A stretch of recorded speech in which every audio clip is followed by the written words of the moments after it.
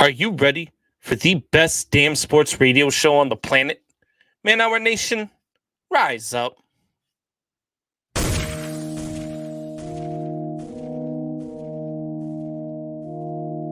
You don't want to be every time, no. I would like to personally welcome you to Man Hour After Dark. Say that thing. While I bring you the host, Mike, Buck, and Cone. You know who's coming to the stage. Sports talk than what you about to hear right here. I second that. Go. You know that it's us when we talking about sports. Giving you facts on the field to the core. Tune in, we need the support. 1 hour too short, still listen some more. On all your stations, not dropping no music. Stripes like Adidas, but Nike just do it. Down 4 in the 4th, we go for the win. Michael 2 seconds, we taking it in. Buck, Mike, and Combs, you know what's going on. Man, now we're After Dark, no LA, we the big spark. No 4th and inches, won't cut you short. Got the best talking, it's all sports. Buzzing more than buzzer beaters. We coming live all through your speakers, go. And what is going on, Man Our Nation? It's your boy BC Beastie Brandon Combs coming to you live the day before Thanksgiving. Hope all of you guys are out there and ready for some food, some family, and some football. It's going to be a great day of football tomorrow. I know a lot of people are a little bit down on the matchups. I know we've got 2 teams between the Bears and the Lions going at it that have 3 wins combined, and all 3 of them are from Chicago. And then you've got the Las Vegas Raiders going up against the Dallas Cowboys. I think that matchup will be a lot better than people think as well. And then the nightcap's going to be Buffalo and New Orleans. Look, Buffalo needs this one, and they need to get back on track and win this one big. So that one's going to be another one to look forward to. We're definitely going to get to all of that. We're also going to get to George McCaskey saying that Matt Nagy will not be fired. Pooping all in my Cheerios today. God, I'm so angry. I'm so angry. If Matt Nagy is still the head coach of the Bears on Friday, I'm gonna have to call RC Orland and ask him for the address to that bell tower that he told me about, because it just can't happen. It just can't happen. But anyway, without further ado, let me bring out my co-host, the peanut butter to my jelly. The man, the myth, the one who always loves to yell at me. Soup Boss, what is going on, buddy? I'm surprised you didn't introduce me as the poop to your Cheerios. Dude, Are you ready to start this show off that way? That's what we're gonna do. I saw the rundown for the show, even though we're uncut. We try to do something at least basic to follow. And I looked at that, and I just thought you probably or potentially had some type of a stroke while typing all that out. I was like, we're ending last show. We're going to start the show. Let's do it. Let's just see if we can get someone keeling over and dying from a stroke or needing to go to the hospital. Michelle, I really hope you're on. I see you're commenting. Nice shirt, Coach B. That's great, Michelle. Michelle, have 911 just ready or speed dial the 9. Like, your boy here is about to go into cardiac arrest because we're going to talk about the Nagy situation in the Bears. I'm going to enjoy this. So, all right, let's get into it. So, the Bears, that's all the introduction. That's it. The Bears had a meeting today, and in that meeting, George McCaskey addressed the team and told the team that Matt Nagy will not be fired on Friday. And now I don't know what to believe, because I just don't it would be so McCaskey-like to let this guy simmer for over 24 hours, believing he's getting fired, starting to believe all the rumors, only to dispel it 24 hours later, and to just rip the hearts out of their fans the day before a holiday. Soup, I can't express you, and I know you don't know what this feels like being a Patriots fan. I don't know. I know you don't know what it feels like to be I'm not to a be baby a part here. I'm not a baby. I here. know. I didn't before the even days when of the Bill Patriots Parcells, weren't good. Even when the Patriots weren't good, they weren't this dysfunctional. Oh no, we were just 1-15 with 6 different starting quarterbacks in a season, Right, but playing in old shit Foxborough Were they ever Stadium. run this poorly though? It's Before not even Kraft just the bought leadership. them, yes. It's not even Before just the Kraft bought them, leadership yes. of Matt Nagy on the field. I'm talking about from ownership down, the leadership of this organization.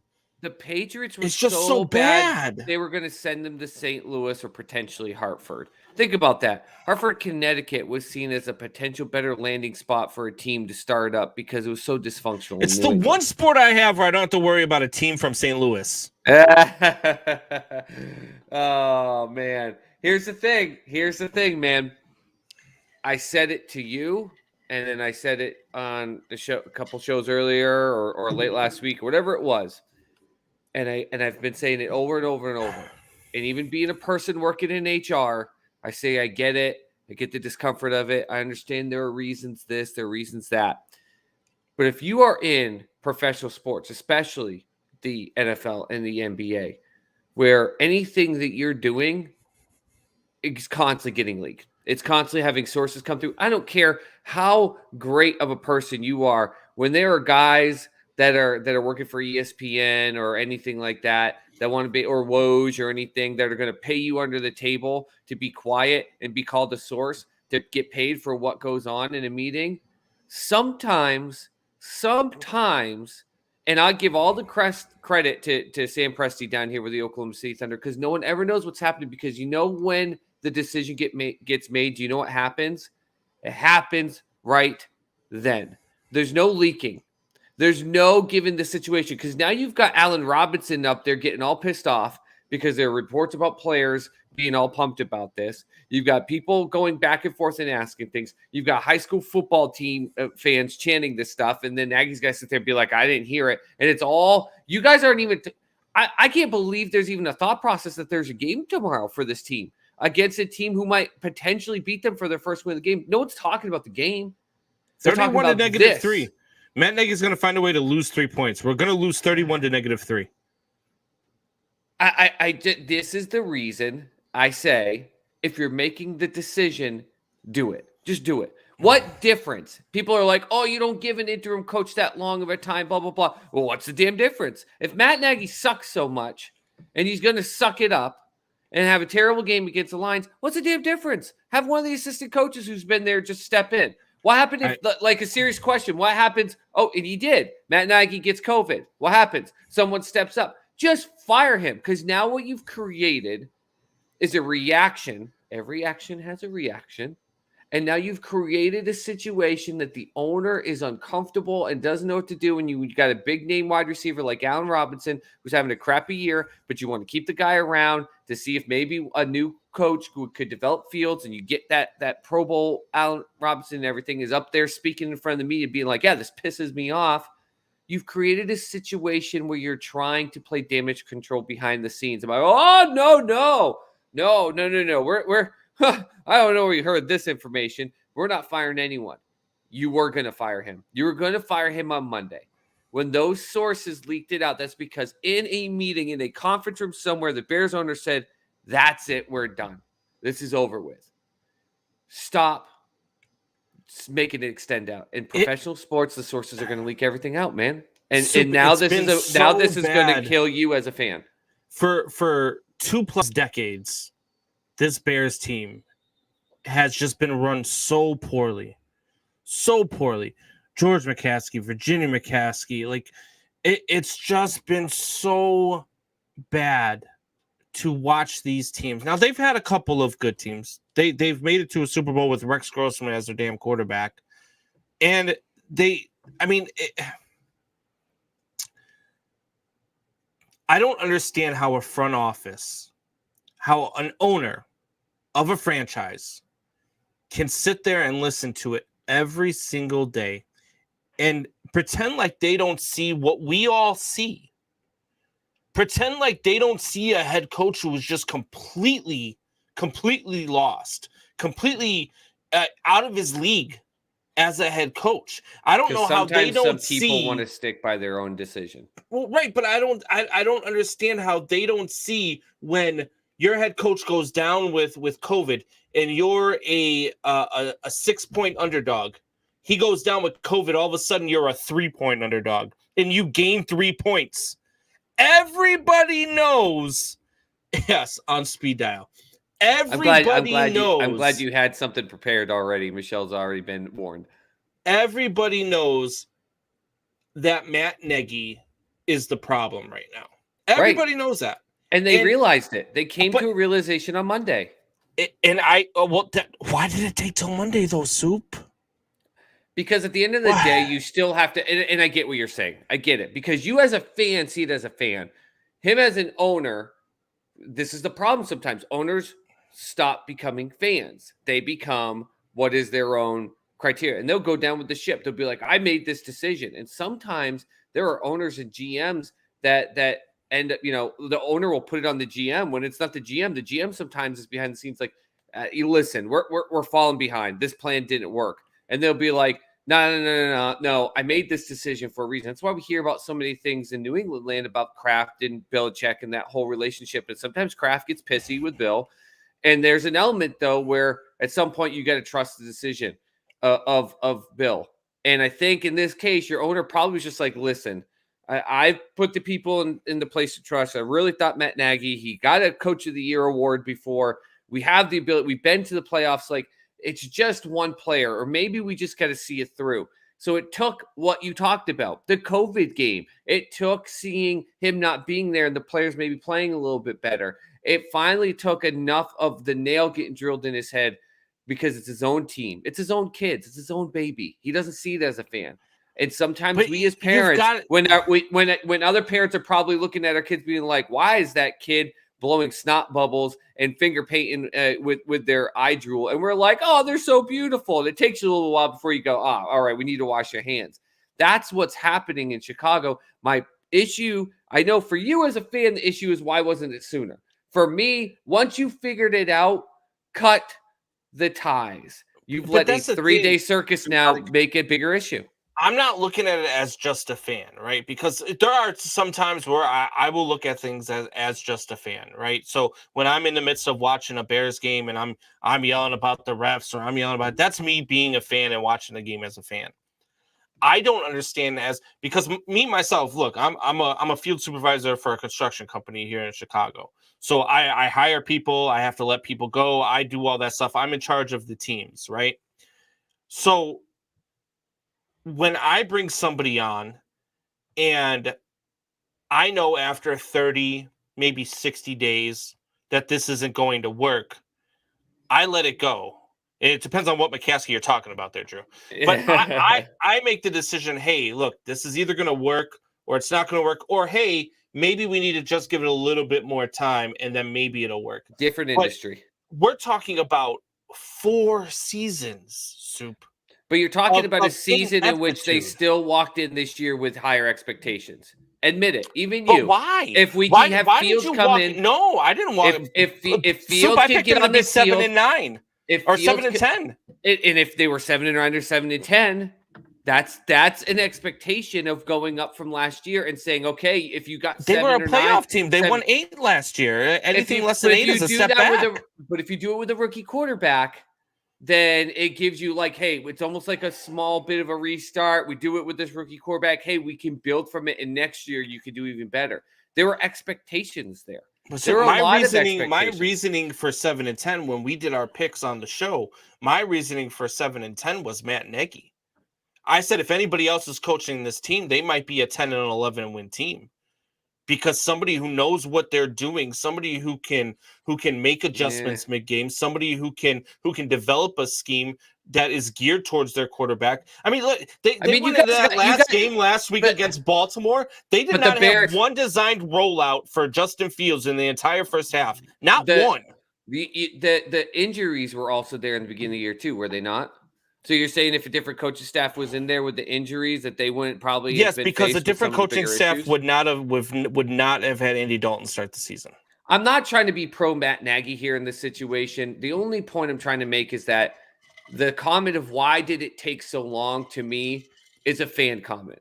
We all say it. Every one of us that are fans are like, geez, it's about freaking time. Me as a Celtics fan, how many times are we going to see hero ball in the fourth quarter? Brad Stevens has got to go. Enough with Brad Stevens. Super, I hear He's it from gotta go. players. And- I hear people- it from watching. If you watch Right, the pre and post game show here in Chicago, you've got former players that are wondering. You got Olin Former Kreutz, players who was aren't thought of as trashing Matt one of. Nagy. Former players are not trashing Matt Nagy. You wanna I call bet? bull crap on you. Yeah, I will bet. Dude, Former players are not trashing Matt Nagy. I'm going to pull it up especially- right now. I'm going to pull it up right now and throw it up on the they're screen. straight up Olin trashing Kreutz is Matt Nagy. annihilating Matt Nagy every single week for Current his players. play calling. Yeah, not current players. I'm talking Olin. I'm talking about former. That's You've my got point. Olin Kreutz. You've got you've now got trash the point. Don't go down this road. Why I not? thought you meant- I But thought you were meaning Briggs and because Kreutz this are year- talking about. They're not. Yes, they're fans because they love their team, but these are players. They know the ins and outs of the game. They didn't understand why Matt And Nagy your was brought star back. wide receiver is going out this week with anger and piss and vinegar in his voice in front of the media and saying, "What the hell? This pisses me off that there are even thoughts of players not supporting Matt Nagy." So all the things that you're saying, Combs, are one thing, but there are That's obviously the political correctness answer, though, isn't it? Oh, bull crap, man. Did you watch, if you're a Bears fan, I'm not a Bears fan, and I watched that Allen Robinson media conversation, and that was real emotion. He wasn't thrilled. He wasn't thrilled that there was conversation. He like wasn't that. thrilled. He was fine until they said, "Did you have any part in this on your podcast?" Because he does a basketball podcast, and one of the guys, one of his co-hosts, the guy who does the show with him, came out and said some negative stuff towards Matt Nagy. So they asked him if he was part of it, and that's when he got upset. He's like, "I didn't have any part of that. That's not me. We have a basketball podcast. We talk basketball. We don't talk football." I think that the answers you're hearing are the politically correct answers. I think that Matt Nagy, I think he knows his fate already, obviously. And I think that anybody who can see the writing on the wall already sees that even if they do keep him the rest of the season, there is zero chance he's the head coach next season. There is zero chance he's the head coach next season. Right. And So my point to you, lead and him out the your door, stress, why not lead and him out the your door stress- now? And that's what I've been saying. But your stress is, why wasn't it earlier? How come they couldn't see all this stuff? All I was trying to show to you, and your example about being in an industry that's completely different, the element of holding on to outside of the NHL, which it's hilarious. You can be an actually winning coach in the NHL, and they'll be like, "Hey, see you later. We're getting ready for you. We just don't like what's going on." But in these higher tier professional sports, there's so much that constantly happens. We talked about with the sources and the intel and what's going on and betting lines with Vegas. Like, this stuff is a constant, rampant thing. It's big money type of stuff. And sometimes some of these owners, it's their baby. They're trying to protect some element or some area of it. But that's why if you make the decision, just let it go. But this is to Drew's point. I brought it up here, and he said he's a contract was different than straight employment. But to your point, comes the 30 to 60 day thing. That's not something you do in pro sports either, because it's completely different. Yeah, but it's a different thing. So I'll admit, like at the end of last season, or actually in the draft, when they drafted Justin Fields, and when before last season, when they told Mitch Trubisky they weren't taking his, extending his rookie deal, right? So no, Elijah, we're not bringing politics into that. This wouldn't be good. So enough. We go with Matt Nagy, and I'm like, look, Matt Nagy did not have his guy in Mitch Trubisky. He was force-fed Mitch Trubisky. Mitch Trubisky was in his second year when Matt Nagy was in his first year, right? So I said, look, now Matt Nagy gets to go get his guy, and we have to be able to see what he can do with his guy.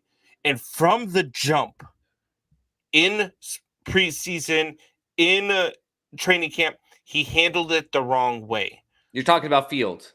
No, I'm talking about Nagy handling Fields the wrong way. Well, that's what I'm saying. So you're saying you're giving him a chance to now take his own guy, to your point. Correct. Which you're saying Mitch Trubisky wasn't his guy. So he gets to do his own guy. So you as an owner see this, okay, now I've given my coach the ability to take his guy in, a rookie quarterback.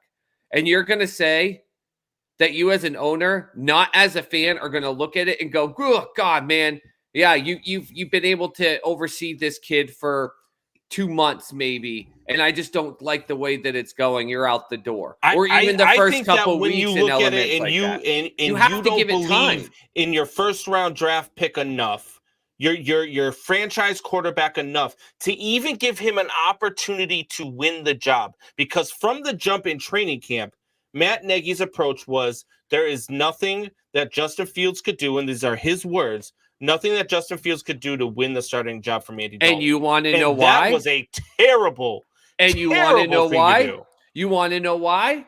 Because the own organization that you're a fan of were a bunch of jackasses for signing Andy Dalton and deciding to go on social media and saying QB1. That's why there's already a stigmatism that it's QB1. I'm not defending Matt Nagy. He should be gone. He shouldn't be the coach of the Bears. But there's this element to me. It seems like you're making all these points about things without looking at the point of the ownership or the team level or anything like that. And of their fault in a lot of these things as well. Matt Nagy, yes, not a good coach, but you at the same time, you blast it out on social media. Again, this is a league in which everything is on the spot. The second they put Andy Dalton QB1, it was all over Sports Soup. People are like, they're naming Andy Dalton QB1, even though you knew they were going after a quarterback in the draft. So then my question to you then is, under current regime, under current ownership, are Bears fans doomed until the McCaskies are gone? Because this ownership group has shown that they're almost as clueless as Matt Nagy on the sidelines. It depends on what coach they bring in. It depends on if they're going to let a coach. And I hate being I'm sure some of our fans are sick of hearing it when I'm on here, but it's just, I'm a New England fan. I'm not trying to say Bill Belichick himself, but a coach of a Bill Belichick type of style or system, or in terms of personality, saying, listen, you need to let me come in here and do things my way. This is how we're going to do it. This is how we're going to succeed. I know we can succeed with it, but you got to do things my way. Don't go on social media and list QB1. Don't be going to the media and telling them you're not sure what's going. And if you're going to make a decision, make the damn decision and let it come out. Or so let do they need make the decision? do Outside they need, of firing me, you let me make all the decisions and you let someone do that aspect. If they can't do that and you have Matt Nagy 2.0, yeah, it's going to be a tough additional 5 years, 10 years, rinse and repeat for you guys until they let a coach come in and say, let me do what I need to do. This city and this franchise deserves someone to come in, wipe Green Bay's ass off of the top of that NFC North and put this place back on the map when it comes to the top of the league. So I'm on record as saying Eric Bieniemy should be their guy, should be their target. But he'd be a first-year head coach, and he'd be another branch off of the Andy Reid tree. Then I heard rumors today that a guy like maybe Olin Kreutz or Lance Briggs, former players, somebody who commands respect at Hallis Hall, needs to come in and take the reins. I've also heard names, which I hear his name every damn offseason, and it's never going to happen. The guy's not coming back to coach football. But I hear Bill Cowher. Bill Cowher. Yeah, no, it's not going to happen. He's way too cushioned. What type of coach do the Bears need to bring in order to make this succeed? I know you said somebody who's going to take them by the, but I don't see a first-year head coach doing it. Maybe a former player that's well-respected within the organization can do it, but definitely a head coach. Do they bring back a guy like John Fox?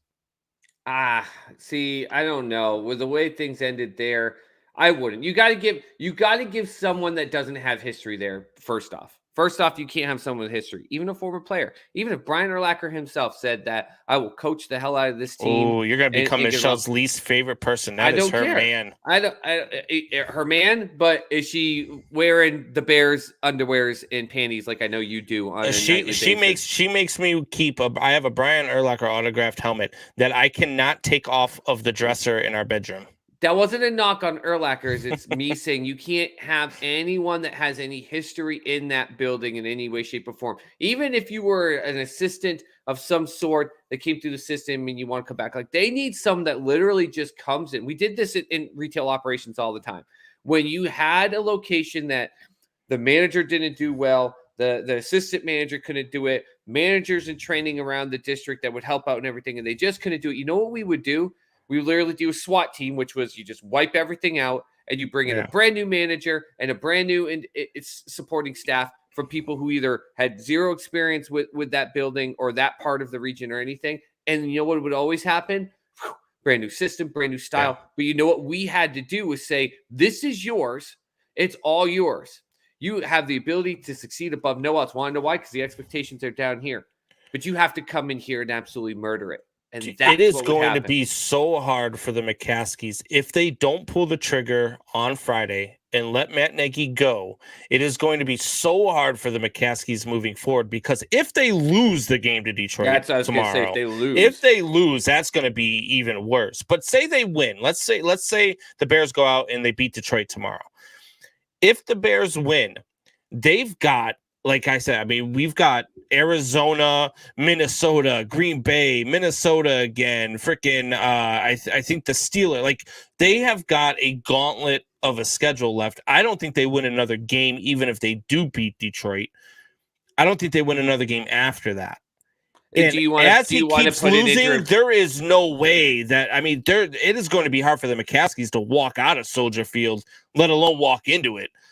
I just don't see any way they don't fire Matt Nagy on Friday. I just don't see it.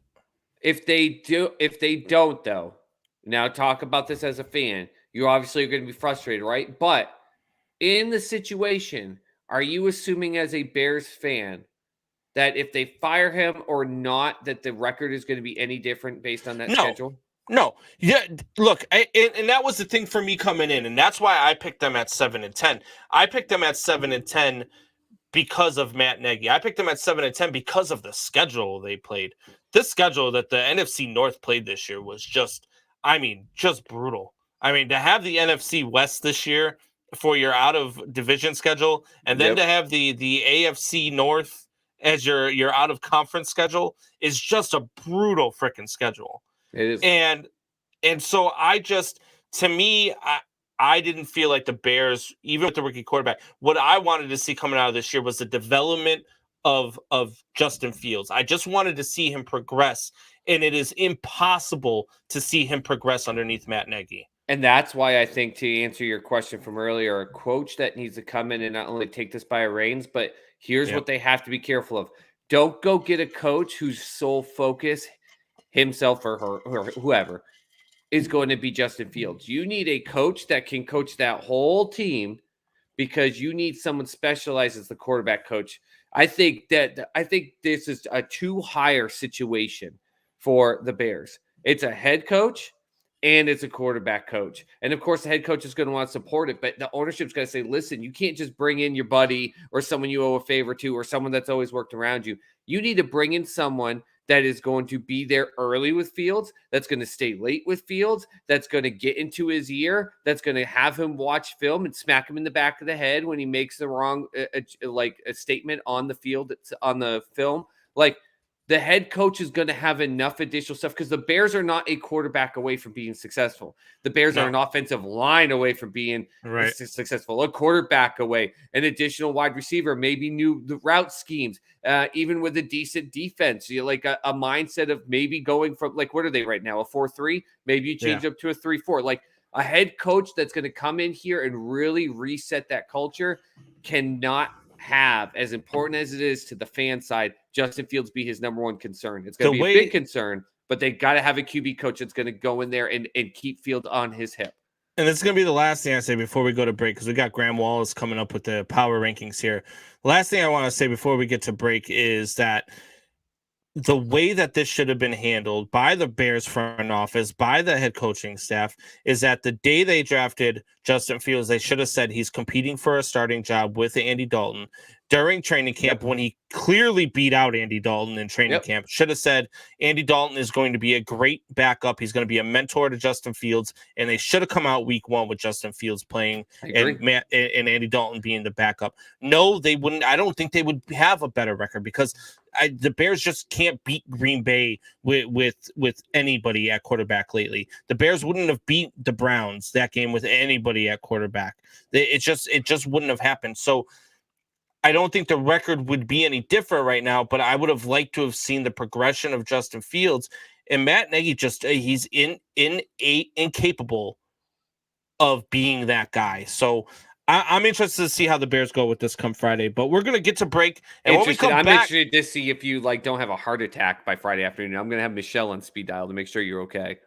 yeah, you probably should because it's gonna be a long Friday, and I have the day off of work, so yeah, I might be drunk by 2. 2. Wow, Yeah. giving yourself some credit there, buddy. Yeah, probably closer to noon. All right, so we're gonna get to break, and when we come back, we're gonna bring out Graham Wallace. We're gonna get to the power rankings. I'm sure he's gonna want to touch on a little bit of this this Bears stuff here. So we will be right back. Give us 2.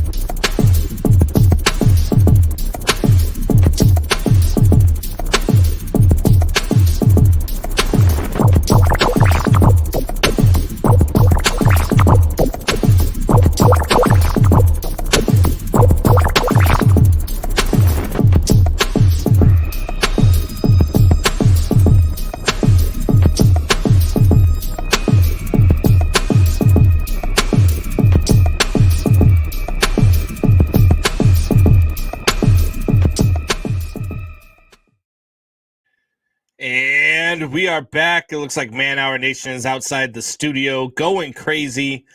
We've got all sorts of signs up here. I don't know what's going on. That worries me. Yeah, I like my favorite is the one right there that says Bucks takes make me stutter too. Yeah. Might be the best sign of all time. They make me stutter with rage. I think I wrote that sign. that might be true. You know, Bucks had some crazy takes over the last year, probably longer than that. But nothing drives me more insane than his take on Lamar Jackson is trash.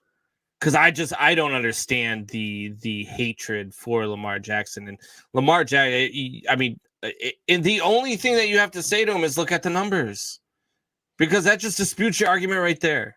You and I battled on Lamar Jackson. I'm not a Buck Heister type of. He's trash.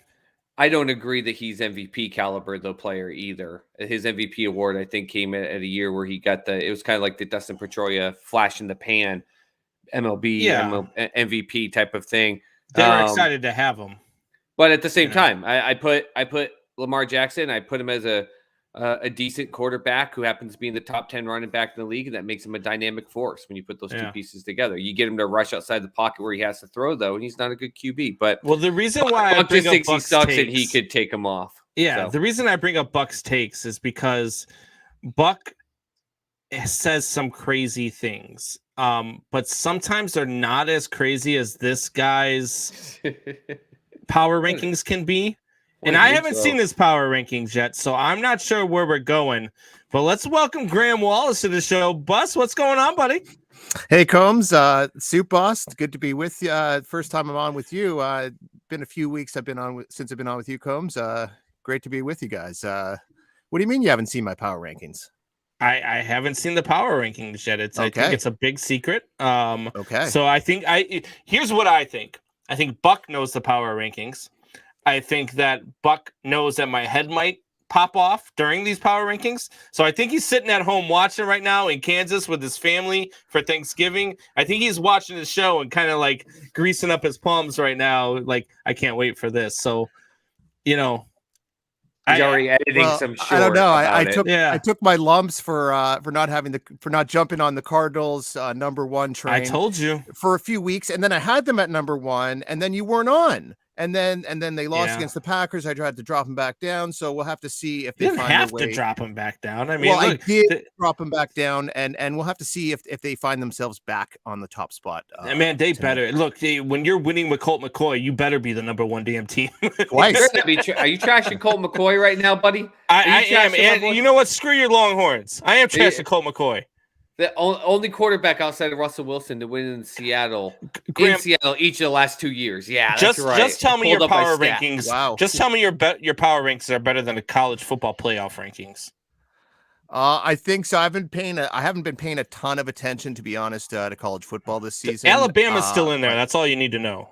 And I saw that, and they had a bit of a shaky performance, I think, against Arkansas. I saw that fake field goal touchdown, and lost to an unranked Texas A&M, who somehow found themselves ranked 13. The week were after they that. unranked when they beat them? They were unranked when they beat. They were like 18 or something. They were unranked. Yeah, then they became ranked the next week. Surprise, surprise, surprise! Right?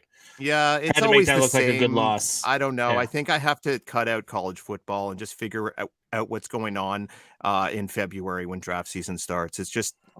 Yeah, I don't have a lot of time for it. Saturdays are more family time for me, I think. It's the minor leagues. I mean, you got to watch minor league football, right? NFL should just buy the NCAA. Yeah. I mean, they pretty much already own them. Yeah. We talked about this yesterday, but you know where a lot of money's going to be coming. We don't want to get me going. I was already yelling enough yesterday.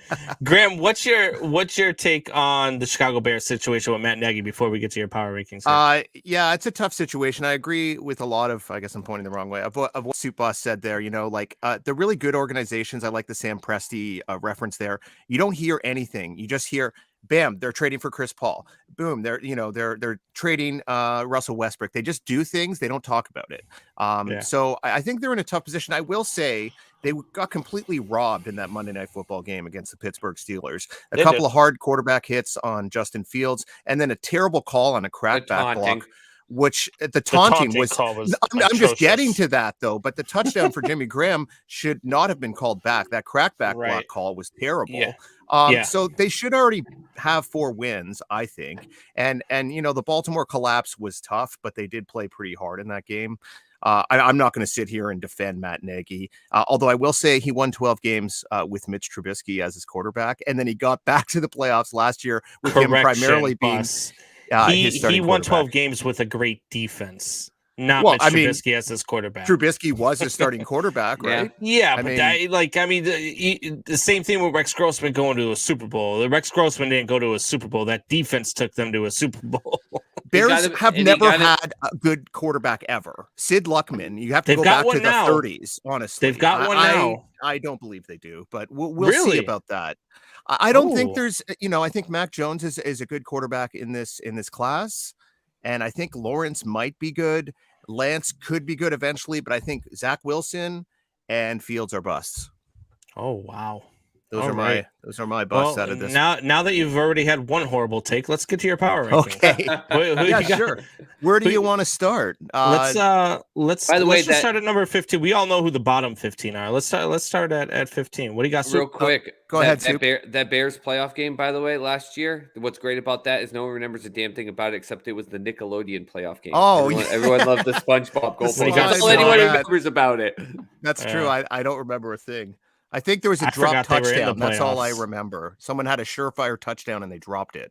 I think. Right in his chest. Right in his chest. It probably happened. So I guess we'll start. You want to start with what? 15? Is that what you said? Yeah. Well, I mean, what do you guys normally do on Wednesday? You go 15 or you go 10? Sometimes Buck will. I mean, Buck usually knows what I have in my power rankings, but Okay. he'll usually pick out a few things that he doesn't like or he does like.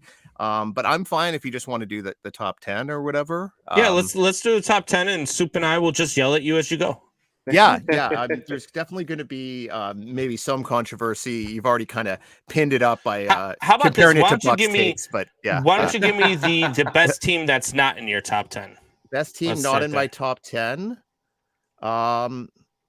Right now, it's probably the Indianapolis Colts. I have them at 13. They've won 4 in a row, I believe. Should have been 5 in a row. They blew that game against Baltimore on the Monday night. Wentz is looking good. He's playing with confidence. He's only got 3 interceptions on the season, which I think is mind-boggling. The run game looks great. Jonathan Taylor looks like the best RB in the league. And the defense is doing enough, forcing turnovers, things like that, coming off that huge win against the Bills. There's still a couple of games behind the Titans.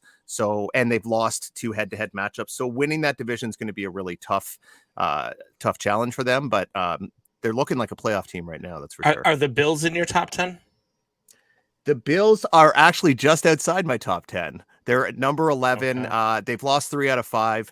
Big game tomorrow night against the New Orleans Saints. They got to come out big in this game. They've had some shaky matchups. You think about the Jacksonville game. Even the game before that, they won against the Dolphins. They had a hard time figuring it out in the first half. And then, the Tennessee loss, they had the fourth down gamble. So this team needs to figure it out and fast. Quick question. You have Indy at 13 and Buffalo at 11. What was the final score of that Indy versus Buffalo game this past weekend? It was 41-15. But so how are the Buffalo Bills not worse than the Indianapolis Colts right now? Because they have the division right there for them. They're only a half game behind the New England Patriots. I just talked about it. Tennessee Titans are a full 2 games plus, really. Basically 3 games above the Indianapolis Colts. They have a really high mountain to climb to win that division. And if you start talking about a wild card, you got 2 teams in the West that are both 7-4. You got 2 pretty quality teams in the East, and then you got the North. Well, the Bengals and the Ravens, and then there might be a third team that might emerge in the last 6 or 7 games of the season. I won't bust you too hard on this one though, because there's no way I want you to have Houston ranked higher than Tennessee, and they beat them this weekend. So I won't give you that one. Do that, although they may have gotten a bit of a boost from their 31 perch that they were there for several weeks. With Tyrod Taylor, Buck's out there making shorts, like 15 shorts for Man Hour Nation. Do you think how many Tyrod Taylor jerseys do you think Buck owns? Oh gosh, one for each poster on his ceiling. Tyrod's got to have a Virginia Tech Tyrod's one, house and then a sees Buffalo if he can one. steal them off his children. That's how bad Oh it my is. gosh, that was the biggest upset of the season, though. I think that was a big Texans one. winning that game. I think mean, that was that's the biggest a trap one. game for Tennessee, though, right? I mean, heading into New England this week, and you're playing against the Texans, you kind of feel like you have a walkthrough. It's kind of a trap game for them, don't you think? Or are you one of those guys who doesn't believe there's trap games in the NFL? Oh, I'm not going to say there's no trap games. There's definitely trap games, but I think the Texans have the worst roster in the NFL. Tannehill had 4 interceptions, brutal, including one that was returned 82 yards, almost for a touchdown. I mean, Tennessee's defense played pretty well. They were making Houston kick a lot of field goals, but I just think this was a really bad performance, but it's still one they could shake off, and they've still got a lot of things in front of them as far as AFC home field advantage. I think it was less of a trap game as much as we're seeing what Tannehill truly is without Derrick Henry, which is the Miami Dolphin. Tannehill. I thought you were going to say it's less of a trap game and more about Tyrod Taylor. I thought you were going to. Oh my gosh! All right, Graham. Who you got? Who you got at 10, bud? At 10, I got the Kansas City Chiefs. A lot of people might have them a little bit higher, but I'm still not really loving what I'm seeing, especially out of the offense. They had that one really breakout game against the Raiders, but the Raiders are a team that seems like they're really falling apart right now. I love what I saw out of the defense. They frustrated Dak Prescott. Spagnuolo sort of showed his chops as a defensive play caller. It looked kind of reminiscent of his days with the Giants when he was frustrating Tom Brady in those couple of Super Bowls. But I still need to see a bit more out of this team. They do have a head-to-head loss against the Chargers, so they're basically, although they're tied for the top spot in the AFC West, that head-to-head loss could come into play. Pat Mahomes still doesn't look like himself, but he played a pretty smart game. They didn't really have turnovers in that game, and they let the defense really shine, which they certainly did. So I have them at 10 right now. You can make the argument I could have them a little higher, but I think that's around where they belong. No, Yeah, I was I'm okay looking with the Chiefs at uncomfortable. 10. I was uncomfortable because I'm of the mindset that Patrick Mahomes still doesn't look good. He doesn't look more comfortable. In fact, if anything, he made worse throws in this game than the game before. He just had his wide receivers bail him out, or the defensive players completely missed. I mean, he had a 2-on-1 where two defensive players should have got an interception. Instead, he got his receiver to get a touchdown. Like I said it. I'm not I sold. said it last week though too. And I'm not comparing them as players because obviously one is better than the other, and career-wise, they're not even close, and they probably will never be close. But I'm almost of the mindset where I don't bet against Pat Mahomes in the same way I don't bet against Tom Brady. That's fine. It's why I said when they started slow. I said, big deal. It's still the Kansas City Chiefs with Patrick Mahomes. They've gone 6-4 and gone to the Super Bowl. They're 6-4 right now. I picked them to be 14-3 and start the season 0-3. Wow. Yeah, I remember you saying that. Obviously, they've gotten to 4 L's, but they look like they could go on a bit of a charge. But I definitely think that they can maybe take a couple more losses the rest of the way. This looks like this is a team bound for the wild card rather than a division crown. But we'll see. There's 6 games left. Right, so number 9. Number 9, I have the team that we just kind of talked about with them, the Los Angeles. Still getting used to saying that Chargers. Justin Herbert's looking like a top 5 quarterback right now in the league. He's got he rushed for almost 100 yards in this game. I know they had some shaky moments with the punt fumble, and they allowed Pittsburgh to get back into this game. But I like this team. I like Brandon Staley. He takes a lot of chances. He believes in his guys, and I think they play with that they play on that edge. I do think this is going to be this is going to be the team that eventually wins that AFC West. And I don't know. I just think they're a lot of the same what they were under Anthony Lynn, but they just have a new attitude now with Brandon Staley. I don't want to give them all the credit. They have some good players as well. Austin Eckler comes to mind. But I like the way this team's playing, and I like where they're headed. Yeah, that one's interesting to me. There are a lot of teams with a better record than them in the league right now. I do like the Chargers. I'm a big believer in Justin Herbert. I was a believer in Justin Herbert when he was drafted from San Diego. I was, when we had our draft show, when he got drafted, I said I think Justin Herbert is probably the pick of this draft class. I think that Justin Herbert is really going to be a good football player. And he's proven me right. I mean, thankfully his uncle was the doctor of the team and punctured Tyrod Taylor's lung. But I mean, it was, he's proven right. And this kid, he looks really, really good. And I saw a stat today that said him and Evans have the most fourth quarter go-ahead touchdowns in NFL history between a quarterback and wide receiver already. Sorry, Evans. Is it Mike Evans? Who's Williams? Mike Williams. Sorry. Yeah. Sorry, okay. sorry. Yeah, Williams. I was like, who's this? Yeah. I'm like thinking, who's this Evans kid? I gotta look up. That's not my fantasy Williams. So I maybe I read it wrong, but it said something about fourth quarter go-ahead touchdown passes from quarterback to wide receiver, most in NFL history already. And I mean, they're just getting started. Wow. Yeah, he was wide open on that fourth quarter touchdown. I couldn't believe it. Go ahead, Soup. But there's still, I think, a 9 ranking right around the Chiefs, I think is a good one because they're good and we see some greatness out of them, but we also see some really bad games out of them still. I still think that this is a team that is still growing, would be in a position that I'm sure you, Combs, we talked about with the Bears, would like to have seen this progression.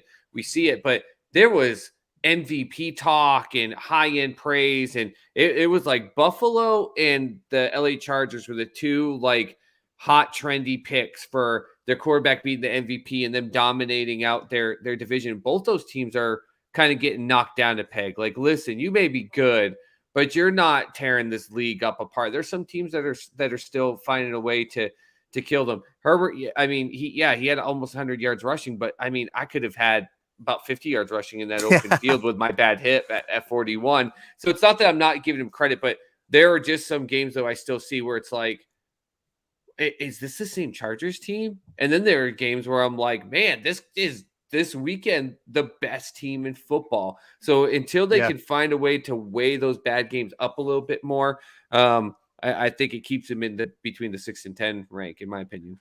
Yeah, the Ravens game certainly comes to mind as far as stinkers are concerned. Moving on to number 8, I have your team, Soup. I believe the Patriots. They're playing at a really high level right now. 5 wins in a row. I said they were prime for an upset. I was dead wrong about that. They made the Falcons look like a high school team. That was just pathetic. They picked off their whole quarterback depth chart. Think of that. Yeah, the Felipe Franks got in there and he threw one, and the lost at sea. Josh Rosen came in. Matt Ryan really going to be chart. excited about intercepting the Atlanta Falcons quarterback depth chart.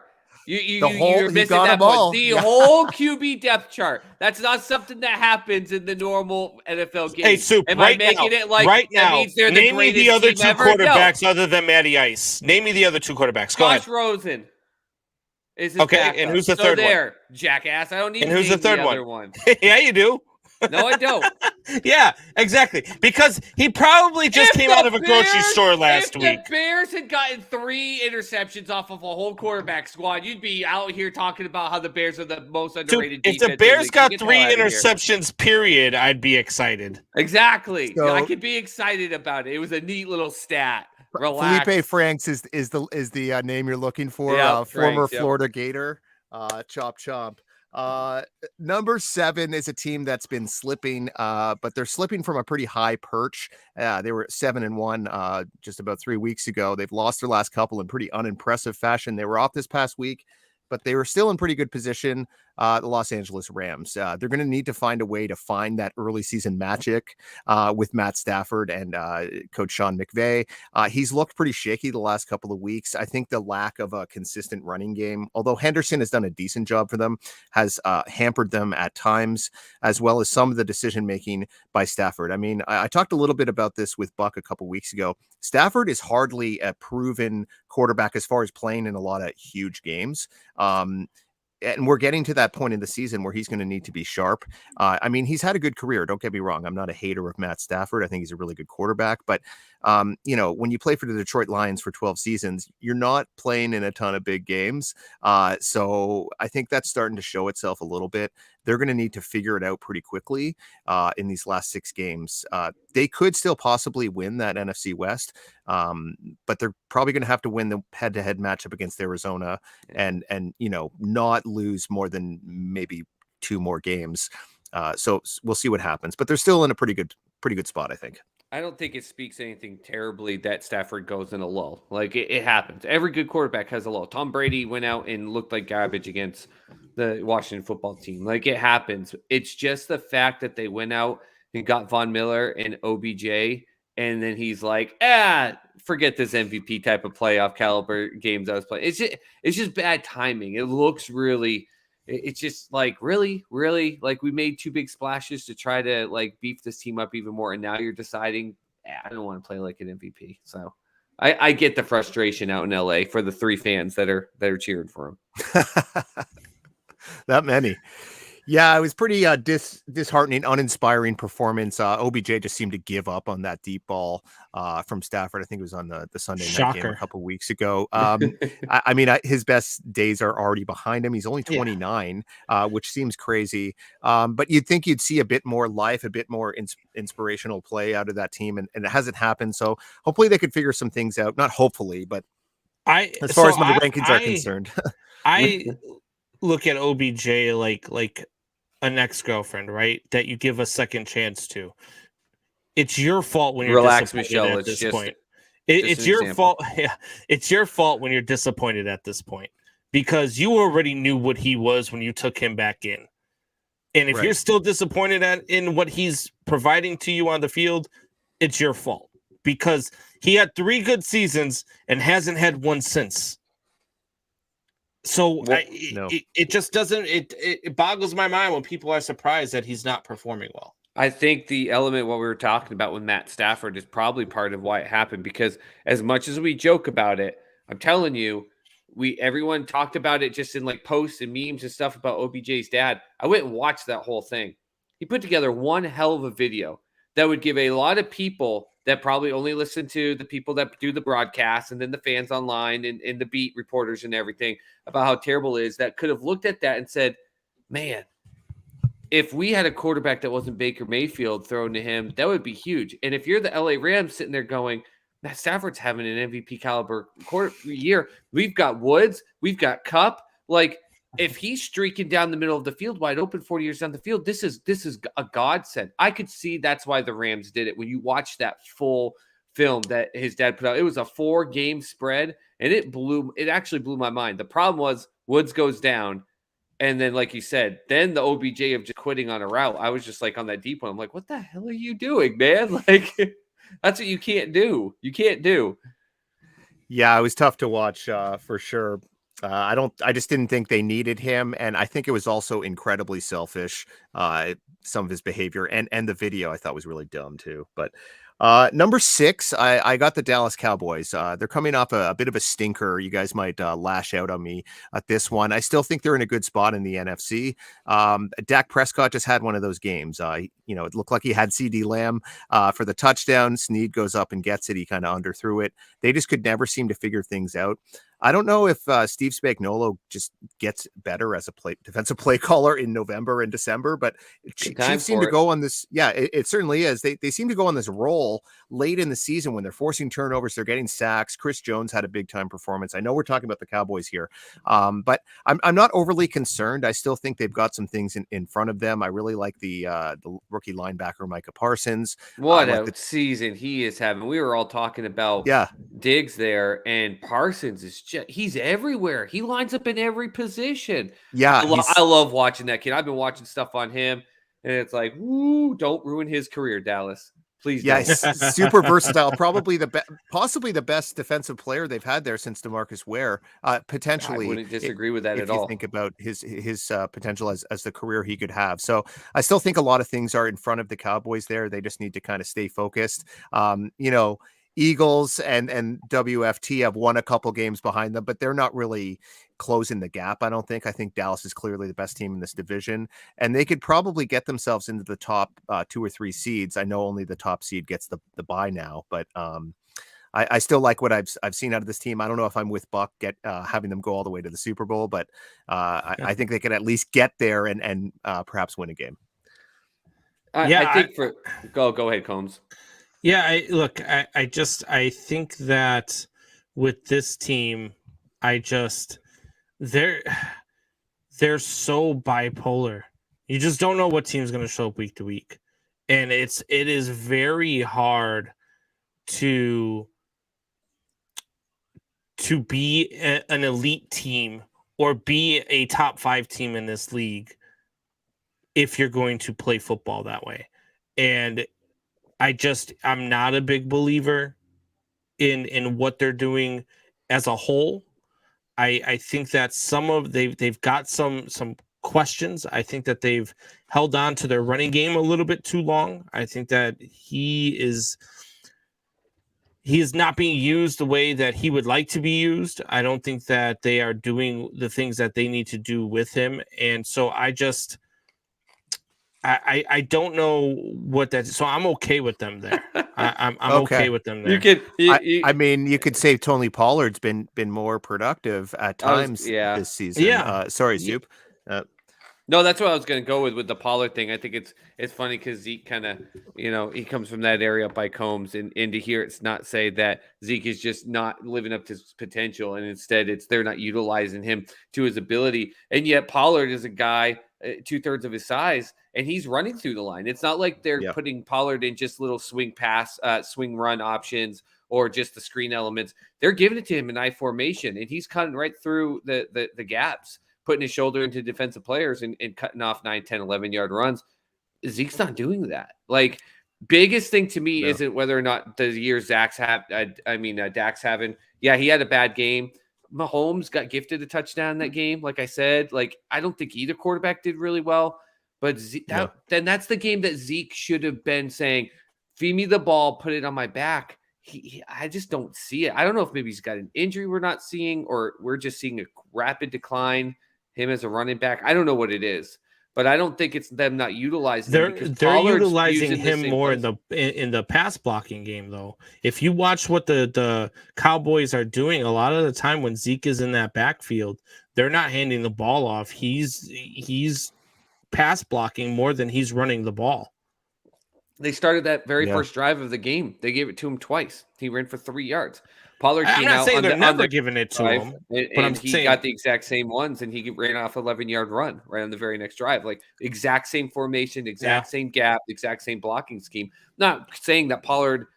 If you ask me who to pick, which one of the two I'm going to pick to put an NFL team today, I'm still going to probably grab Zeke, but I just worry like what we're seeing out of Zeke, because those runs, I'm not seeing it. Yeah, it could be a bit of burnout there from what I've seen. Moving into the top 5 guys, I have a team that really took one on the chin here, but I didn't want to drop them too far just because they have a lot of opportunities ahead of them, even though their personnel has changed and the way they play the game has changed over the last 3 weeks or so. I'm talking about the Tennessee Titans. I called it the worst loss probably of the season.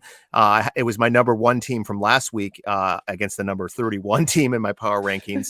And they lost 22-13 at home in that rain-soaked mess that was on Sunday. So that was a tough loss. I think we talked about it. Tannehill's not the same quarterback without Derrick Henry. They just released Adrian Peterson, I saw. So it looks like they're going to go with a bit of a by committee approach there. They've got some pass catching options, but this was certainly a team that was based on the run first and then the play action and having a dominant defense playing the field position type of game. When you lose a guy like Derrick Henry, it's really hard to replace that. And you need to use like a stable of 2 or 3 different guys. And they haven't gotten nearly the same production. I think Tannehill's been a decent quarterback for them for the past couple of years. But he's coming off a really shaky game. He's going to need to figure things out. But the thing is, despite all that, they're 8-3, and right now they're still the top seed in the AFC. So they might have teams like the Ravens or the Patriots or other teams, breathing down their neck, or the Chargers or whatever. But they've still got it in front of them if they could figure out ways to win games. And there's still a winning football team without Derrick Henry. I believe they're 3-1, maybe 2-1 without Derrick Henry since he went down with the injury. So it's not like, I think that the Houston game was the aberration here. They still have a pretty easy schedule moving forward. They do have the Patriots this week, but past that, they got the Jaguars, Steelers, 49ers, Dolphins, and Texans. So it's not really a loaded back into the schedule there. So this Patriots game is probably their biggest test. I hope they win. I hope Soup Boss is crying in his Cheerios on Sunday. And I think that I won't. I think it'd be if the Pats lose to the Titans, I think it would be good for them, because then they'll have the Bills, Colts, and Bills. And you telling me if they lose to the Titans, Bills not going to be in there? I don't want the success that the Pats are seeing suddenly go to their head. Mac Jones is still a young quarterback. It's still got some issues on the O-line. Don't let this go too far to your head. These next 4 weeks for the Patriots will tell you where they're at. I'm still not extremely impressed with what they've done because of who they've beaten. I'm sorry. You can say what it is, right? But when we they talk about when it they all the lost, time, I don't. But when they lost, so we can give the they Titans lost games they should have lost. But we give Titans a pass on losing to key teams like the Jets and the Texans, but the Patriots get a doink off of the crossbar against the Bucs and have the Cowboys go into overtime and get 2 4th-down conversions in the third and fourth quarter and need an overtime to win. And yet those aren't those. You can have impressive losses too. Those are far better impressive losses than the Jets and Texans. Their two losses are more impressive than any of their wins to me, though, except for maybe the one against the Chargers. Like that's the thing though. So that's where Yeah. I'm going. Like, so great, they destroyed the Jets twice. Cool. Then they destroyed the Texans. Cool. Like I don't care. They're not beating teams that like what they're Who do you about want to them to play in the what they're NFL this about year? what they're They about to played face the over the Browns, next four the over yeah. the next 4 weeks is really going to. And look, they might be good. Out They of might 5 really be weeks. good. I'm not. Nice bye week. I'm not saying that they're not good. What I'm saying is I'm not going to say, hey, the Patriots are back and Mac Jones is Tom Brady 2.0 just yet. What I'm going to say is I want to see what they do over the next 4 weeks before I make my decision on whether or not they're for real or they were just, the product of not such a tough schedule. Yeah, they got some tough games coming up. That's for sure. The couple of showdowns with the Bills in the 3-week stretch is really going to tell the story. And of the that. Colts. And the Colts, for that matter, in the AFC playoff picture. Okay, so number 4, I got the Green Bay Packers. They're coming off a tough loss. The Minnesota Vikings. It looked like Darnell Savage went up and got the pick in overtime. It turns out he trapped it. He didn't quite get it. Kirk Cousins took advantage of the second chance. Justin Jefferson came up with a big time game. But I still think Packers, they've kind of got a lot of things in front of them as well. Aaron Rodgers, I'm not sure what's going on with his foot, his turf toe, different things like that. We won't fractured get into toe. He's got a fractured toe. He fractured showed it toe, on camera worse than today. a turf toe. Okay. That was I still so like funny. the running That was game. so damn funny. The defense has been pretty good. It's showed a lot of improvement under defensive coordinator Joe Barry. So I think this is a team that still has a shot at being the number 1 seed in the NFC. Obviously, they have the head-to-head victory over the Arizona Cardinals. Just a game behind them. It's weird to see them lose to the Vikings because it doesn't seem to happen very often. But I still like this team. I still think this is a Super Bowl contending team. They just have to try to play consistently. Did you see that Aaron Rodgers then on his Twitter put his banner as like that picture of him laying on the ground with the strap around his chin, but with laser eyes, and then his profile picture is his foot up on the conference today? Oh my god! I can't even I know. Look, the Packers are number 4. Cool, they're really good. Yay! Let's move on. Who's number 3? Oh, the Bears fit his mouth. I just can't keep talking about the Packers. I hate the damn Packers. I hate Aaron Rodgers and his stupid, face who looks like after he leaves the game, he's going out and stealing catalytic converters and selling them on the black market. And that guy dated Olivia Munn, by the way. Yeah, well, yeah. Cooler than me. I mean, yeah. He's not a bad looking guy. I mean, he's doing everything he can to not be a good looking guy with the hair and the homeless kind of look and this idiotic takes on immunization and stuff. But, he's not a bad looking guy. He's got a lot of money and he's one of the best quarterbacks of all time. And I'm not even a Rodgers guy. So look, Straffred, it's a bunch of grown men talking about how nice looking other grown men are. Now we're not fighting about sports. I loved your answer to him, though, by the way. The same thing I would say to my son. You watch videos of people playing video games, yelling at other people playing video games. Twitch, right? Or YouTube, whatever. All right, guys. So top 3. This Here we go. A team you guys were talking a little bit before I hopped on. Baltimore God help Ravens. you. All right. Baltimore Ravens. I think this was it was a bit of a shaky game. Tyler Huntley, first career start. I don't know if you guys caught his post-game interview, but him and Lamar Jackson just seem like they're 2 peas in a pod. They're the same kind of guys, just regular kind of guys. They're not polished when they talk to the media. They just talk like they're just talking to their boys in the locker room or whatever, not polished at all, but he was able to get the job done. I was actually pretty impressed with Huntley considering he was an undrafted quarterback out of Utah. He had a really high completion percentage in this game. He also ran for quite a few yards. This wasn't a great win, but when you're able to beat no offense, but a bad team, when you've been trailing the whole time and come back with your backup quarterback, first career start, they've been able to win games like this throughout the season. So I think there's something about this team. I don't want to call them a team of destiny, but they've had a few of these weird games that they've been able to kind of figure out. The Indianapolis one comes to mind. They blew out the Chargers. We talked about that a little bit earlier, the Chiefs game. So they have this way of pulling out these tough games, the close games. So The I think Detroit that game? means something. The Detroit game, certainly Justin Tucker's 66-yard field goal at the buzzer. That wasn't a great performance before then, but 7-3, they've got, they've got a lot of things that they could still accomplish this season. They could definitely win that division. They could be the top seed in the AFC. So I do think Lamar Jackson is a top quarterback. He's showing a bit more skills with his arm this season. Yeah, I like what they've done with the by committee approach at running back. Yeah, and they've got a tough stretch too here. They got the Browns, Steelers, Browns, Packers, Bengals, Rams, Steelers. That is a tough stretch. That's a tough stretch, and I know. Look, people are down on the Browns. We all expect them to go, be better every damn year, and then they disappoint us, and we expect them to take that next step, and then they don't, and they fall back. But it's a divisional game. Same thing with the Steelers. It's a divisional game. Those are always tough games to win. And then you've got the Rams and the Chargers. That's a tough schedule, man. Yeah, if they could win 4 of those games, that actually wouldn't be a bad result for them. 11 wins, No. Is that going to be enough to win the North? It could be. It could be this year. 11-6 could be it should be enough this season. They probably wouldn't finish as the number 3 team in the rankings, but we'll see. Number For a team 2 that lost all their running backs before the season even started, it's a pretty good thing where they're at. Honestly, Devontae Freeman has seemed to have turned the clock back. You talked about it. Lamar Jackson is a legit top 10. He is. He's a top 10 running back in the player, game. Running They back, whatever were you want to handing call out him, ACLs like Halloween candy.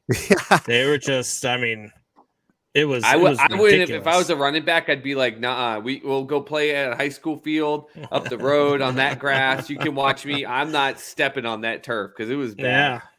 Well, and they brought in all these old running backs that would have been like stars of a 2017 fantasy roster, but they some of them were successful. Le'Veon Bell, not so much. So he's since been released, but they've been able to still be a top running team in the league, which says a lot about mostly Lamar Jackson, but also some of their concepts with the blocking as well.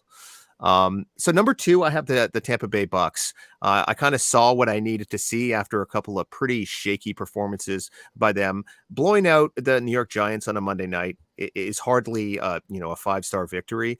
But I that's what you wanted to see out of them. You think they played this team on a Monday night last year and they just about blew it.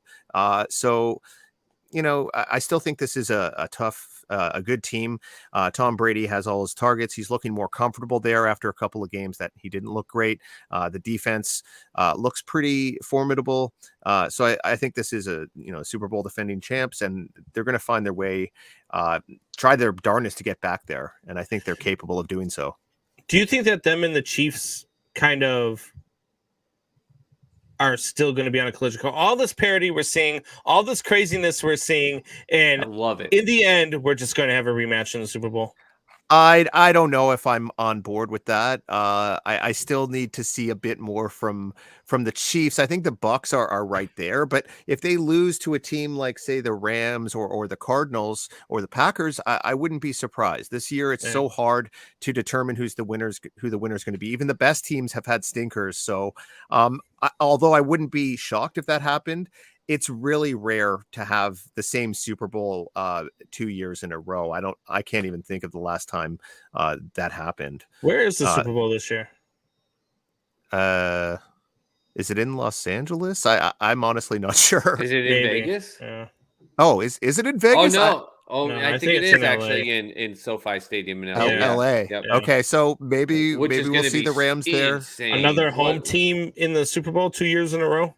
Maybe. I mean, Stafford hasn't really had a lot of playoff experience, but we'll see. Listen. We all so- know what's happening. This is Bill Belichick versus Tom Brady. It's happening. Let's Oh just my God. just I'll tell you what, just go with If it. that happened, I'd be good with it. If I that don't want happened that way, I'd be Tom That good would with Brady be in the the most damn Super hated Bowl Super again. Bowl, and yet you know what? That would be the highest rated Super Bowl in NFL history. Oh, I will yeah. call it today. I would love every minute of it. Week I 3 would- Sunday Night Football was probably the most rated highly game since rated. 1997. Yeah. Wow. Okay, I didn't know that. You got the stats, Soup. Kudos to you for that. That was a compelling game, even though it was crappy weather and people thought the Patriots weren't going to be good. So I agree. That would be a really interesting, compelling Super Bowl. But I don't want to see Tom Brady in the Super Bowl. I don't, and I don't. I'm not ready to see the Patriots back there It's either. It's easy okay if money, they make the Graham. playoffs, but It's easy yeah. money. If Tom Brady's in the Super Bowl, just bet on him. Well, if It's they're not playing easy the money. Giants, they're going to win for sure. Everyone in right? Philadelphia is like, "Oh, Philly special! Oh yeah, Philly special! Yay!" or NFC East team, I guess, if they're not playing. Yeah. So number one, guys, I took my lumps for not having this team number one before, so maybe I'll get some praise and some kind words thrown my way. I'm not holding my breath. I have the Arizona Cardinals. Colt McCoy has been unbelievable in 2 of the 3 starts, 81% completion percentage. He didn't throw an interception in either of those 2 games. I know he had some bad throws in the one loss he had, but he's just kind of holding it down until Kyler Murray gets back in the fold. They're off this week, which is perfect timing for them. I like what I've seen from the defense. Some underrated pass rushers like Marcus Golden have emerged. I like what I've seen from this team. They're going to have Hopkins back soon, so I think it's all there for them with their stud head coach, Cliff Kingsbury. What do you got for me? I know you said that they're off this week, but they're also off next week because they play the Bears. So they've got 2 bye weeks in a row. Look, this team, people laughed at me when I said this team was going to be 15-2. Nobody else on Man Hour picked this team to be outside of the basement of the NFC West. Everybody else other than me picked this team to be last in the NFC West. 13-4. I just wasn't on the show for it. Yeah, and when I picked them at 15-2, they were like, "You're crazy. I don't know what you see in this team. There's no way Kyler Murray is going to be." And look, what they've done without Kyler Murray and DeAndre Hopkins, to me, shows that this team is the best team in the NFL. They're doing this without these 2 guys. What do you think they're going to do when they get them back? They're going to beat the Bears 79-0. The -3. It's a -3 because Nagy will find a way. Some kind of record. Yeah. I mean, in some ways, the win over Seattle was even more impressive than the win 2 weeks ago against San Francisco. If you think about their kicker gave away, I think, 7 points. He missed a couple of field goals and an extra point. Colt McCoy has just been a solid backup and maybe even an elite backup. Go hook 'em horns or whatever they say. You got to be elite in some way. He had a great college career. Didn't really work out for him, but let's not forget this guy took one of the most brutal, violent shots we've ever seen over the last 10 years from James Harrison on that Monday night. The fact that he's been able to battle back from that and find his way back onto a really good team and contribute to their success in what could be a magical season. Kudos for him. Yeah, this team is really, really good. It's going to be hard to pick against them come playoff time. It really is, because no matter who they play, they can beat them. Because it doesn't matter if it's Tampa, I don't care if it's the Rams, I don't care who it is that you put in front of the Arizona Cardinals, they need to be the favorite in that game because the Cardinals are the real deal. And the Cardinals, look, this team is something different. This defense that they put together. I mean, look, everybody's like, "Oh yeah, this defense is great." And then when JJ Watt went down, they're like, "Oh well, there goes the Cardinals season." Then DeAndre Hopkins and Kyler Murray went down. Oh, there goes the Cardinals season. And now they're still 8-2, and they're going into their bye week. Is it 9-2? I think it's 8-2. Yeah, it's 9-2. They played. Okay, so 9-2. They're the only 9-win team in the NFL. So now they're 9-2. And they're on a bye week, and then they get to play the Bears. And then after the Bears, they play the Rams. But then they get the Lions. Then they've got 2 tough games with the Colts and Cowboys before they play the Seahawks again at the end of the season. I mean, 9-2. I think they're going to win. It was 3, 4, 5. That's 6 games left. I think they're going to win 4 out of those 6 at least. Yeah, Bears, Rams. And they get the Rams at home. Lions. And what they did to the Rams in LA or earlier in the season, to me, was their punctuation as to, hey, we're here, because they went into LA and that team was playing at a high level, scoring all over the place. The defense was unstoppable, and they went in, smacked them in the mouth, and kissed their mom on the cheek, and went in there and whooped their butts in their own house. So Yes, they I did. look, think they win 4 of the next 6, so then they end up 13-4. 13-4. Soup, that's what you called. I'll be honest, I definitely didn't think they were going to be world beaters this year. But Kyler Murray, he's unlocked seemingly a new level this year. The defenses look great. Some unheralded guys have kind of emerged. The running attack has been better than expected. So it's kind of all come into place. The only thing that'll give me pause is maybe the lack of playoff experience for Kyler Murray. But sometimes you see guys who don't have any playoff experience go on a magical run and they end up winning the Super Bowl. So I'm not going to say that's a barrier that's going to prevent them from accomplishing their goals this season necessarily. so Graham, I know you are a Canadian guy. You like you love hockey. We love hockey. Yeah. Soup and I You got it. absolutely love hockey. We're the only two guys on Man Hour that could actually talk hockey. Right on.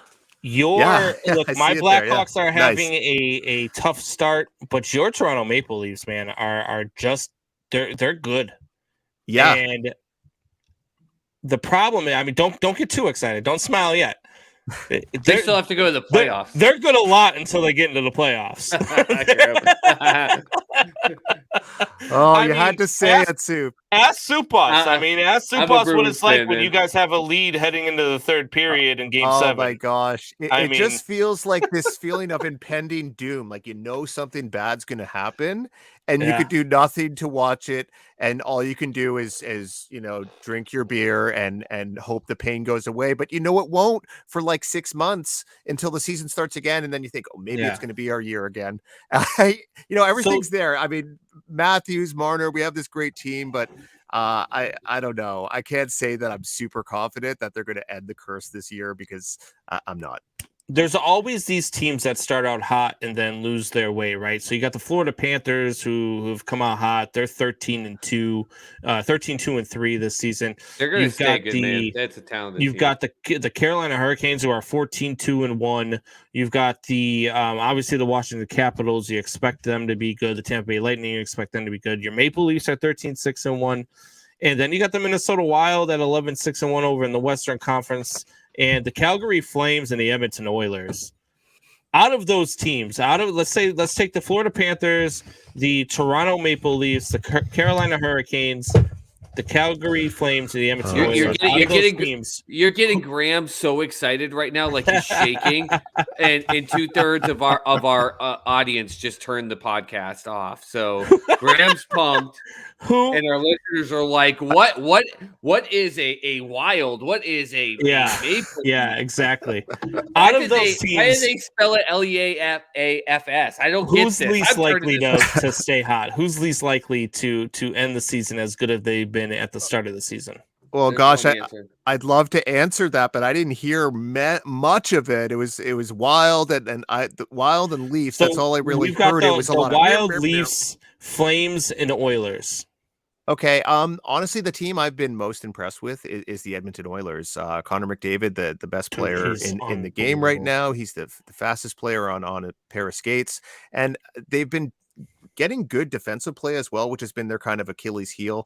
They looked really good last year until the playoffs start, and Winnipeg just kind of ground them into some kind of meat, I guess. No, I would say Edmonton. They just doubled and tripled him and said, do something different. And right. And they didn't have an answer. They didn't know what to do. It was the most pathetic thing. I was like, well, game 3, they'll figure this out. Nope. Same thing. They did nothing crazy. They just double and triple teamed him and did nothing to try to change up the game plan. That's all that happened. Lack of adjustments there. Yeah, honestly, guys, crazy. I don't really look at the standings for hockey and basketball until the new year. I know that seems kind of crazy, but it doesn't really matter who's in first place right now to me. I know there's a certain point when it gets to 30 games or so, and it's like, well, if you're in first place after December 15th or whatever it is, more likely than not, you're going to either stay there or at least find your way into the playoffs. But I have different dates when I look at the standings. For baseball, it's June 1st.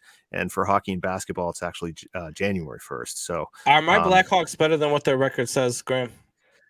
I'm not going to say I watch a lot of Chicago Blackhawks games. I watch the Leaf games, and I think they've only played them once. I've seen a couple of random Chicago moments, but I think they're better than what they've shown. Obviously, a lot of off the ice controversy has kind of spilled into the minds and that the morale of a lot of the players, I think, there, and it's really affected them. They still have Pat Kane. I believe Taves is out again, if I'm not mistaken. So that's tough. I like DeBrincat is a player I like on that team. Yes. I don't know if they're a bottom 5 team. I don't really believe that. I don't think they're a playoff team either, but somewhere in between is probably where you'll find the truth, I think. We are who we thought they were. Way to disappoint the me, bottom Brad. half team. I love that. Look, I think they're a better team. I think they've been playing better as of late. Obviously, they started out the season 0-8-1 and before they finally got their first win, and now they're 6-11-2. So they're playing better as of late. They did play Calgary tough last night. They did play Edmonton tough. So those are. I think you see good things, and any time that you've got Marc-Andre Fleury in net for you, you've got a chance to win the game. So I do like this Blackhawks team. I think that they are better than what their records show. I don't know if they're a playoff team either. I hope that they are because I think they could be one of those sleeping giants, especially when you got Kane and Taves leading the charge. I mean, look, Kane, to me, I don't know about you. To me, Kane's the best American-born player to ever play the game. I don't think there's ever been a better American-born player. I'm pretty ready to anoint him that status as well. I'm trying to think of some other really great American players. That's Mike the Modano. problem. You can't think of them, so it's you just give it to him. Mike Brett Modano Hull comes to mind. Modano, Maybe Mike Gardner, I believe, is American. Yeah, Brett Hull's American. Brett too, Hull, isn't he? sure, yeah. But after that, you're kind of scratching and clawing to try to think of guys. Luc Robitaille, he's Canadian. Yeah, I can't. He probably is the best. Austin I was Matthews. scared for a little bit because I thought Connor Matthews, McDavid was American, but then I realized he was from Ontario. I was so excited when I found out he was Canadian. I was like, great. Kane will stay the best American-born player. Yeah, because Connor Newmarket, McDavid is Ontario. so damn good, man. So damn good. Pat LaFontaine. He's great to watch. LaFontaine was a great player. He ended up getting an injury kind of in his tenure with the Islanders. It kind of wiped out some things for him. Brian Leach. Chris Chelios is definitely up there, I'd say. Is he American-born? I don't think he's American. I think he is. Can we check that? I think he's from Mexico, isn't he? Well, Matthews has some Mexican. He was roots, born in Evergreen Park, Illinois. Oh yeah, okay, nailed it. Nice. Yeah. I thought so. I played high school hockey with his son. He's a douche. Chris Chelios. Chelios is a. I've heard nothing. Yeah. I've never heard anyone say he's a great guy ever. Evergreen Park is where I went to high school. I played against his son. His son played for a Catholic school, and he was just one of those where if he came to a game, he would rope off the section where him and his wife would sit, wouldn't allow anybody to come in and sit with him. He's just a Sounds about right. My favorite thing that I did in high school hockey was hit his son. Did he try to fight you in the parking lot after, or what? He might have tried fighting somebody. He was probably drunk while he was there too. Well, he played till he was almost 50, for God's sakes, on those Red Wing teams. But God, all right, Graham. Well, thanks for joining us, bud. As always, why don't you tell the people where they can find some of the stuff that you write? Yeah, so jaysjournal.com. I've got an article coming out looking at some third base options for the Blue Jays that aren't Jose Ramirez. I don't think they should swing for the fences there. I think they could bring in a solid veteran and still be productive, or perhaps go with some of their in-house options. Bellyupsports.com. I've also got some MLB content there. You can follow me on the Twitter machine, as Buck would say, at Bus Wallace. You can also find me on Instagram there as well. So come holla at your boy. Great talking to you guys. Good to have a little bit of extended conversation about puck as well. So yeah, for sure, Graham. And anytime you want to talk baseball, man, just hit me up. I'll talk baseball with you for 24 hours a day. I love talking baseball. All right, calm down. We don't need to replace your I know my pants just got a little shorter. Yeah, no, awesome. I'm really hoping they can avoid the December 1st CBA I don't expiring. think they will. I Yeah. think they'll come to a deal eventually, but I think there could be a lockout. But Do you we'll got stay time to tuned stay that with us? We're gonna talk. storyline. We're gonna talk about the CBA here in a minute. Do you want to stay with us for a minute? I gotta run, guys, but All right. another time for sure. That's just All right, for keyword sure. of he's tired of me just pretty much telling him his opinion. He doesn't want to get yelled at. at anymore. No, It's- you were nicer than I thought to be, Soup. I appreciate that. Maybe just the first time, but I'm gonna Yeah, I'm spend some time disappointed with that my you didn't wife yell and- at him more, Soup. Give it time. Yeah. Give it time. Okay, thank All you. right, I appreciate it have for a the good- first time. Yeah. All Have right. a good one, See you Graham. guys. Later. And it's I always love- fun I with love- Graham. I love that I instill fear in people before they come on. It's always fun with Graham. He does great work. If you haven't read any of his stuff, he really does do great work. So if you enjoy reading sports columns, he's got good insight. He's always got a good ground for why he's thinking what he's thinking. So check out his stuff on Belly Up Sports. Check it out on his website as well. And we're gonna take a quick break, and when we come back, we're gonna get into some way or no way. Soup, you ready? Yeah, as much as I can if we're going to dig into the CBA. All right, we'll be right back.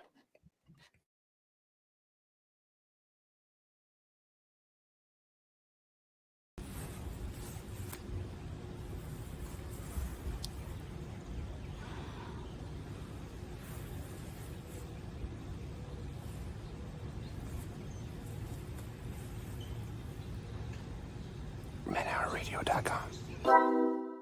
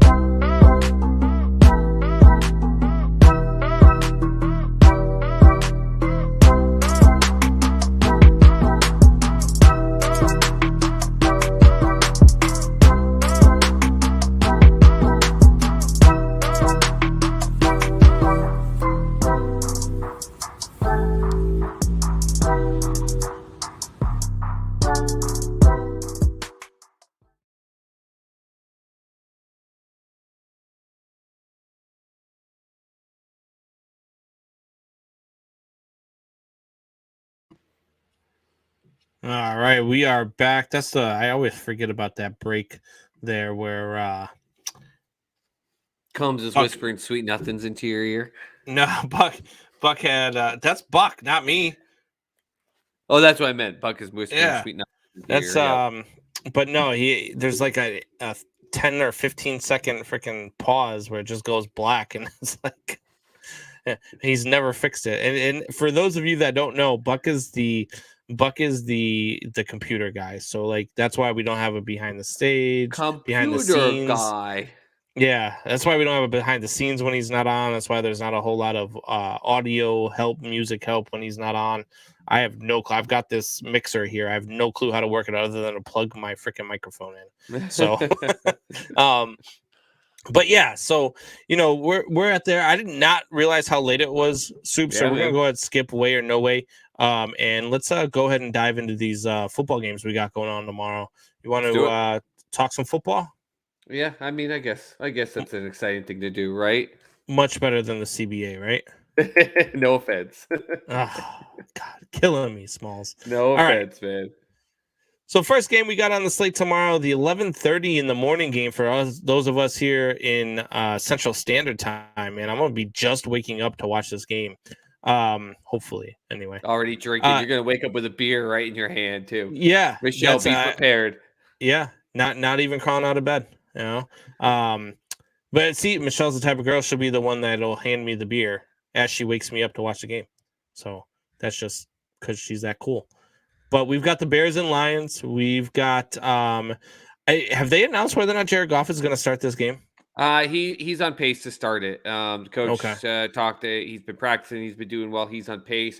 They're still leaving it open so that I think tomorrow morning they could be like, maybe not. So we're not going to have Tim Boyle versus Andy Dalton? No, I think right now it's going to be Jared Goff. All signs are pointing that he's going to be playing. I put out a great tweet that someone put on. It's actually been flexed tomorrow's game, just so you know. It got flexed to the Big Ten Network. So that's kind of the type of game we're going to get tomorrow with that. You know, I heard some stupid stuff today. One of the stupidest things, and I actually yelled at my radio as I'm driving into work this morning because this idiot on the radio says, There are college teams that could beat this team. Stop. I'm so tired. There are college teams that could beat this team. Stop. Tired of that. There is no college team that can beat any NFL team. When you say that, I dare.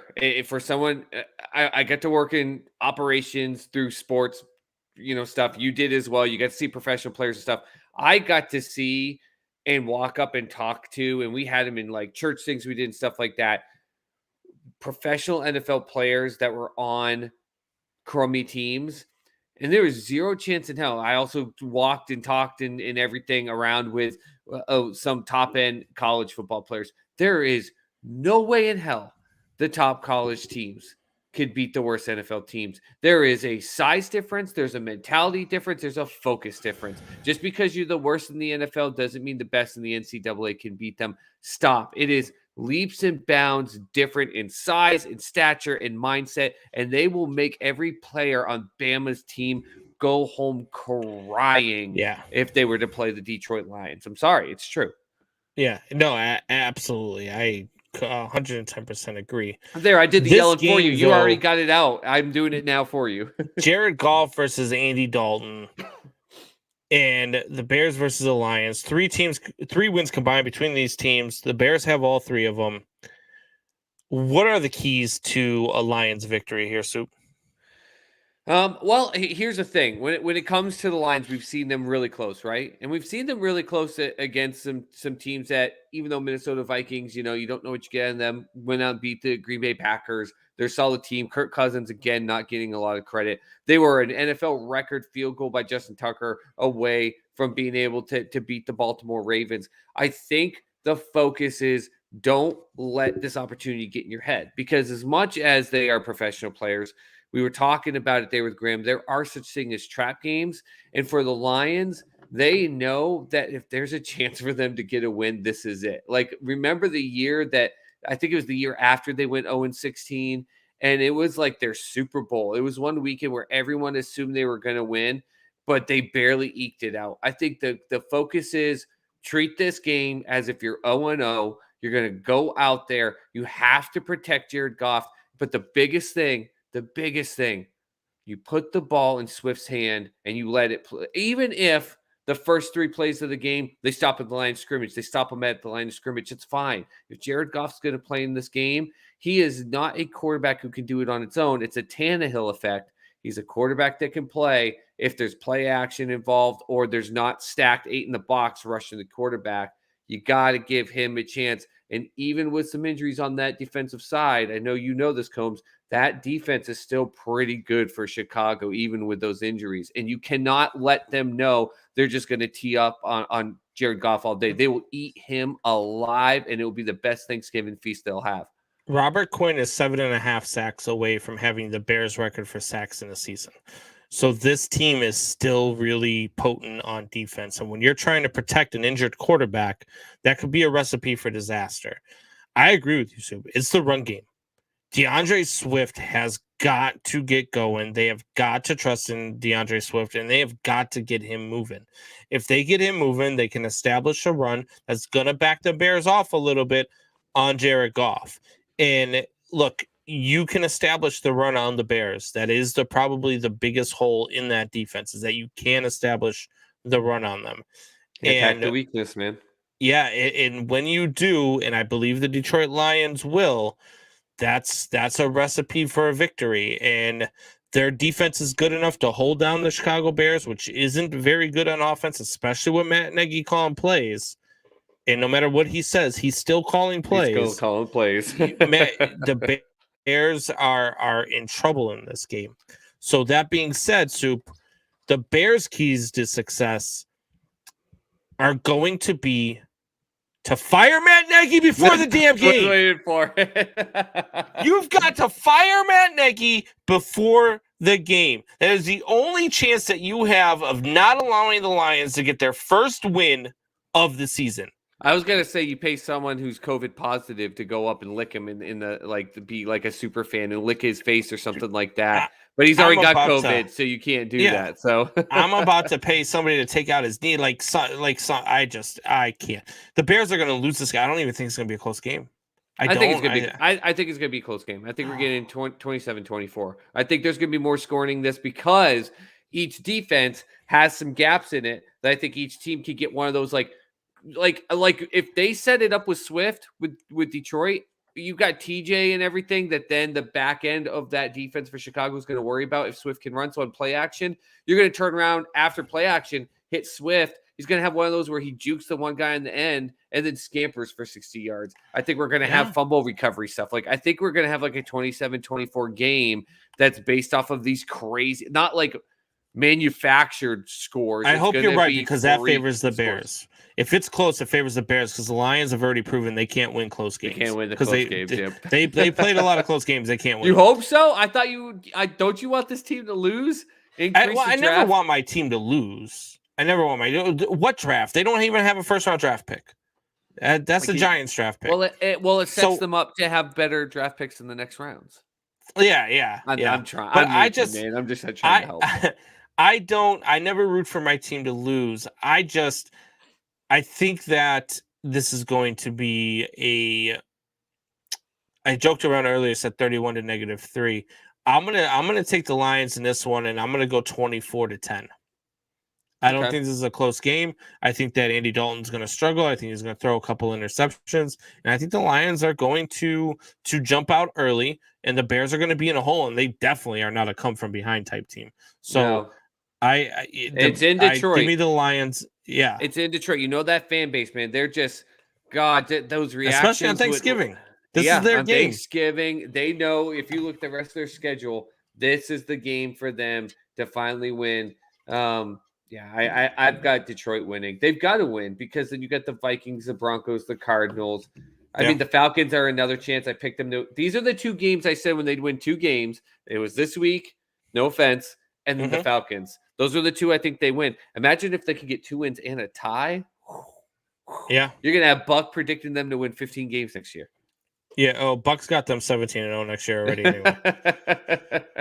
So we've got the 3:30 game after the Bears and Lions when everybody's getting ready to eat some turkey and sit down at the table. And you got the Raiders and the Cowboys. This is going to be a game. Really? You think it's going to be a game? I think this is going to be a game. Remember that year when it was, what was it, the Chiefs and the Rams with Jared Goff, shockingly. Remember that? I think it was a Monday night game, and it was just a shootout. It was like 56-52. I'm not calling the score to be that high.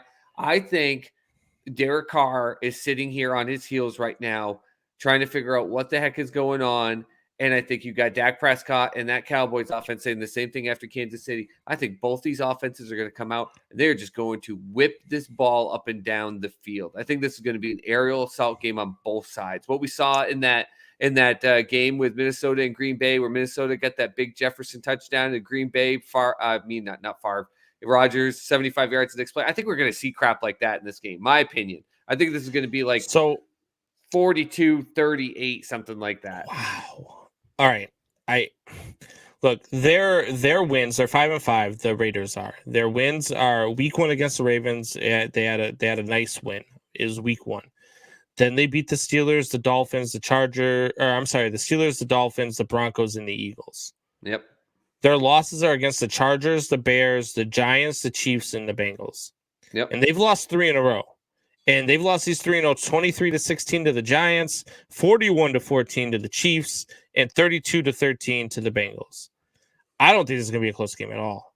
I think that Dallas is just going to stomp them. I think we're going to have 2 games in a row where it's just not close. Neither team has a chance. Neither losing team, I should say, has a chance come the middle of the third quarter. And it's just we're just waiting for the end of the game for the next one to start. Mm. I'm going to take the Cowboys in this one. I'm going to take the Cowboys in this one. I'll say 37-17. I'll go 38-30 with the Cowboys. I think this one's going to be closer. I think the Bears game that I told you about where I predicted, I think that's one where Bears are just going to get garbage time scores to make it look closer. I truly think this is going to be a closer game with Dallas outplaying Vegas, but Vegas just doing everything they can to just get. I think you're going to see Renfrow all of a sudden break something big. Waller's going to get some crazy play. I don't know. I just think maybe I'm just hoping. I'm freaking home alone all day tomorrow, man. Maybe I'm just hoping there's some damn good games because I actually don't think the third game is actually going to be a good game. I think both these teams are going to walk out and actually put dog crap on the field.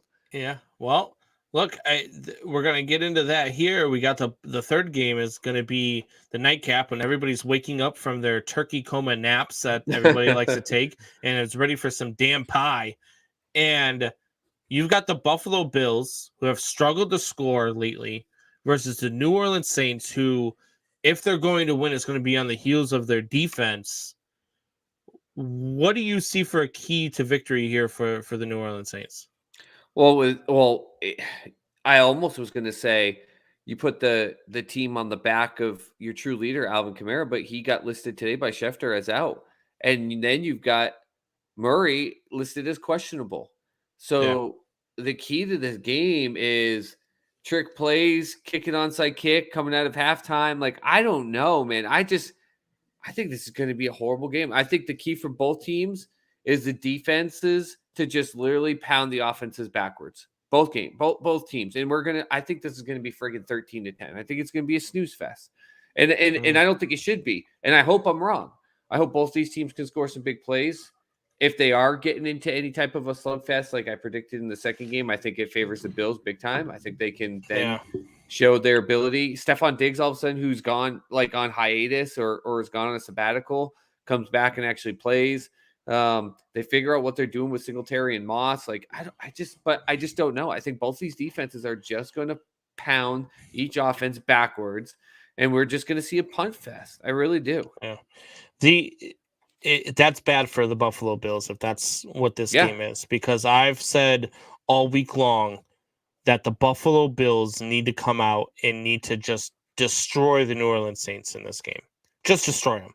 Just go out there and play angry and have no mercy and find this offense that was scoring 23, 35, 43, 40, 38, and 34, and 45 again before going into this little funk where they just can't seem to score points unless it's against the Jets.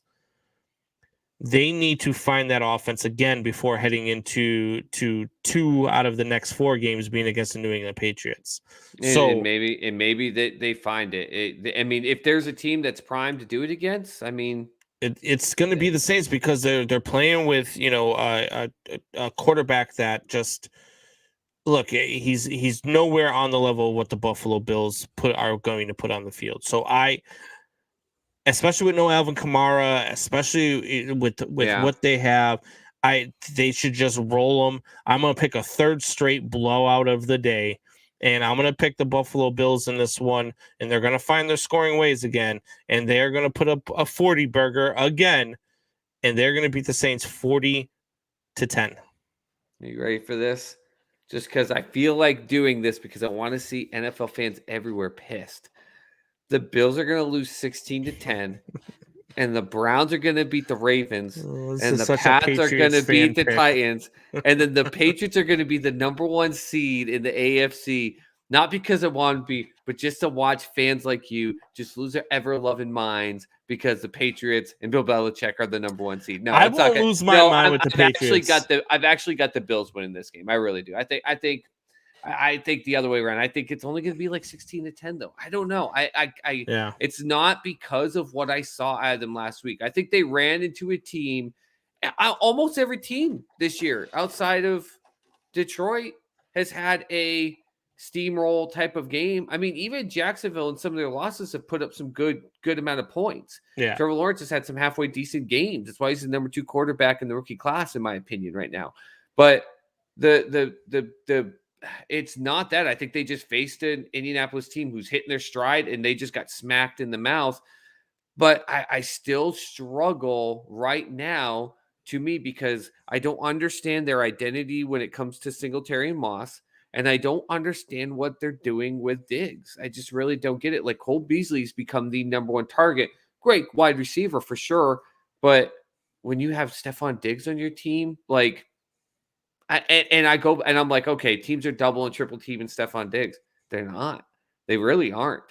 So what is your identity? What are you doing? Like, there should be 3 plays a game where Allen just drops back and then just lets it go and lets Diggs go get it. And they're not even doing that. I don't know. I don't know. And I'm going to get proven wrong. They're going to go out and score like 48 points or something. But I don't know. I give them the win. I'm going to give them the win. But I just don't see it being like it could be a confidence booster win, but I just don't know if I can see it being like a big time scoring game. Drew says he predicts the Saints are going to win this one 24-16. Says the Saints are very physical. Bills don't win against physical teams. He's got a point. I mean, that's the thing. That's the thing. Indianapolis, everyone talks about Taylor, obviously 5 touchdowns. We live in the fantasy league of this sport, right? And we talk about all that elements. People are talking about the fact that Indianapolis defense was smacking them in the teeth. And when the Bills have had problems, they're going against defenses that smack them in the teeth, which favors the New England Patriots, by the way. But then when they play a team like the Jets, well, they do great against the Jets. Want to know why? Because the Jets can't smack them in the teeth. And before anyone trashes goes, oh, well, yeah, it's the Jets. Well, the Jets beat the Tennessee Titans.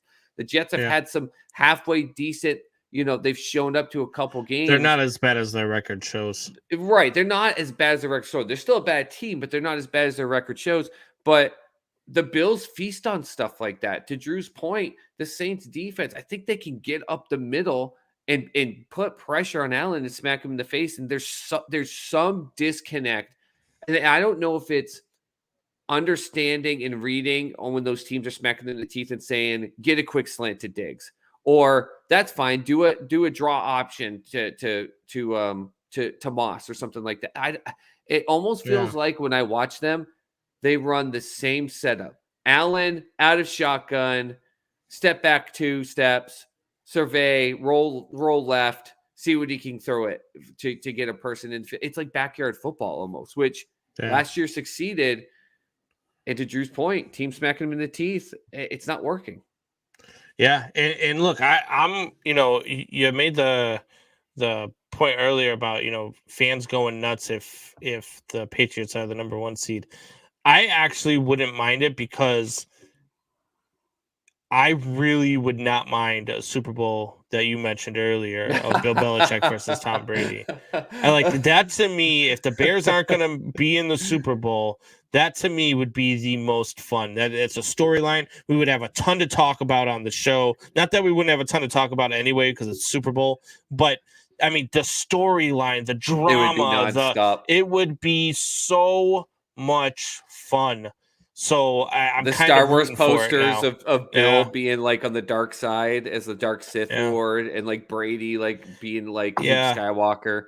I hate it. The only thing I wouldn't like about it is that would make Wayne G correct about his prediction of the Patriots winning the division and being 11-6. So that's the only thing I wouldn't like about it. But other than that, man, I would absolutely enjoy that Super Bowl. So I put him at a 10-7 like that, but was like, I really see him more like a 9-8. But I was like, I'll give him the 10-7 more of a fandom. And now I'm like, I don't see why they I had him at 6-10. I had him at 6-10. I wasn't a big believer in Mac Jones in his first year, or 6-11.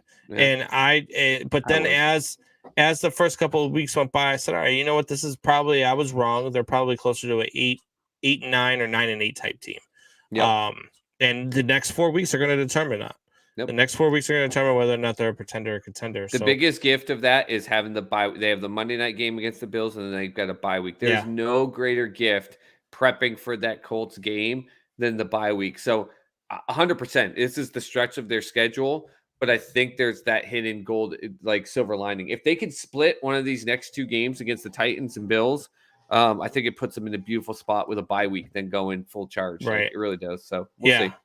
We'll see. Yeah, absolutely. So we're gonna see. Soup, you got any big plans for Thanksgiving? What's going on over there at the Soup Boss headquarters? Nope. All my plans are Friday. So tomorrow it's football and drinking beer. That's it. Period. Oh, man. That sounds like a horrible date. Playing some Borderlands with I'm on my way with my boys or something. Borderlands or Fortnite or something like that, and then just beer and football. That's it. Kids. That's gonna be my entire weekend. That's I don't want to do like I left my computer at the shop this weekend just so for 4 days. I don't want to deal with any work stuff. I don't want to deal with anything. I want to play Fortnite with my kids. I'm going to watch some sports. I'm going to hang out with Michelle and Aubrey. Aubrey's got volleyball tournament this weekend, so we're going to go watch her play some volleyball. The kid is a stud, so it's going to be a lot of fun to watch. And I'm just going to enjoy the weekend. I'm going to enjoy my time, and I'm just going to decompress and drink enjoy some a lot of beer.